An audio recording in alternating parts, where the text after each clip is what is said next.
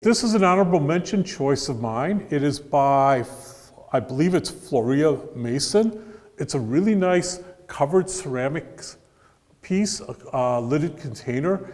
And I really like the fact of the way the flowers and plants that are on the piece are incorporated into it, and the linear, the abstract linear part of it, some lines in the background sort of work their way around so that the piece becomes something that I want to look at it from one side and then look at the next side and look at the next side. It's not something that I want to walk up to and just, okay, I've seen that.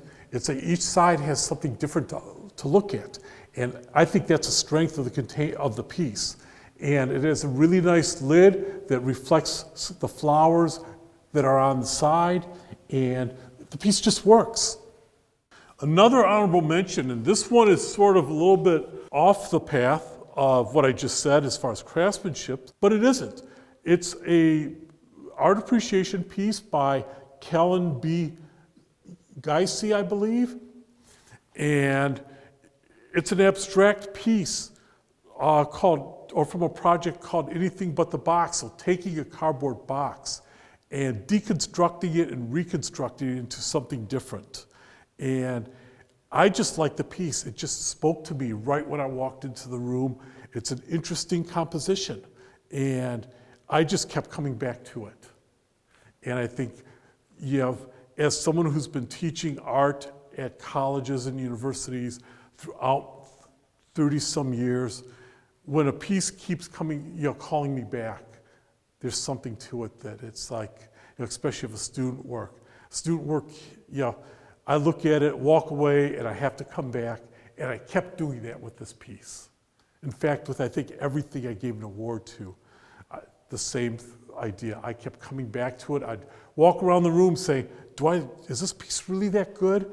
And then I'd walk back to it and say, it must be, because I keep coming back, and this was one that was a perfect example of that. Just, however I walked around and looked at it, I found exciting things going on. It's like even, parts that I did think that I would, the little mass here, the way there's little pieces on the back of it here, or on what looks like the back when you're standing, from the doorway. But it's exciting all over. And I think that's yet a well-planned or executed abstraction, is that every place leads you to the next. Caitlin Vanderwood. The honorable mention is a ceramic piece done in a raku firing technique, a Japanese quick fire technique. It's a very nicely done piece, and something that, so often students are overcome with raku is just the whole excitement of having something quick fire. You pull it out of a kiln that's at 2,100 degrees, about 2,000 degrees, put it into a combustible container, and that changes the glaze. And so they're more interested in that and not what the piece itself looks like. And you could tell that the artist was interested in both the piece itself and how it looked, and how the raku process was going to play into the piece. Bernadette Clark's drawing one piece of a texture study. And there's several texture studies around the room, and what I really found interesting on this one is that all the texture studies are both brown and black, and I tried to squint a little bit and look at them just as black and white pieces. And I kept coming back, I looked at all of them and kept coming back to this one because the way the composition is laid out, it just works so well. And therefore, what I'm trying to say is that if this was black and white, instead of having the brown tones, it would be just as strong of a piece. It's just a very lovely composition and very well done. And that's something that during the show, because I teach at Henry Ford Community College in Dearborn, and I tell my students that two things stand out if you try to transfer to a four-year school. And that's one, craftsmanship. And all the pieces I picked, especially this one, shows that the artist took time to do it very well. And then learning how to follow directions. And these are all, throughout the exhibition.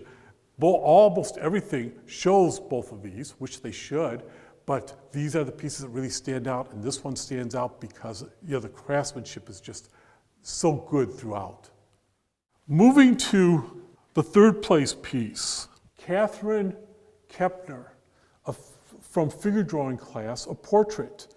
I kept going back and forth between this one and the one above it because they're both very well done, and wondering which one should I give award to, and decided this one because I like the freedom of it. I like the fact that it's extremely well done, extremely well executed, yet it doesn't look like it's pushed okay, I have to fill in something.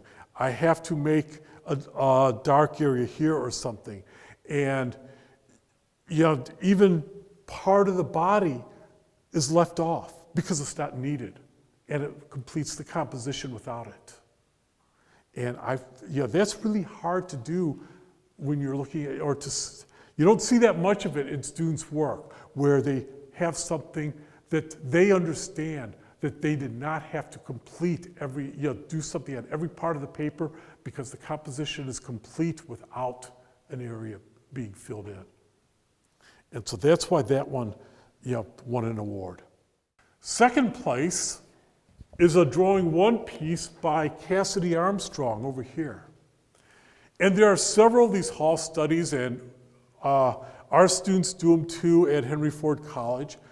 And I kept going back and forth between this one and a couple others and trying to figure out, this one caught my attention right when I walked into the room and wasn't sure why, because it's not the most complex of the hallway studies. But then when I walked back and looked at it from across the room, what caught my eye on this one is the center part, this open area of floor space, which looks like it would be, okay, there's nothing going on, but there is tons going on here, because I got the definite feeling that this floor is like this industrial gray type paint that so many schools have. And the reflections of both the highlights coming in the doors and the outlines of the doors that are on this industrial paint has been executed so well that the piece kept drawing me back. I'd walk around the room, I'd see it from up close, I'd see it from across the room, and I'd come back over and look at it again. And when a piece does that to me, it speaks for itself. First place goes to Michelle Belknap. And this person, Miss Belknap, has two pieces also. And I kept going back and forth between them. This one and one that's across the room, a hand study. And this is sort of the opposite of the one that got the third place award, where this one is totally covering the whole picture plane, but it's doing so very well. And it's like she has almost every place that she could fill in something, she's done something, but the piece works in its entirety. And it's very nicely done.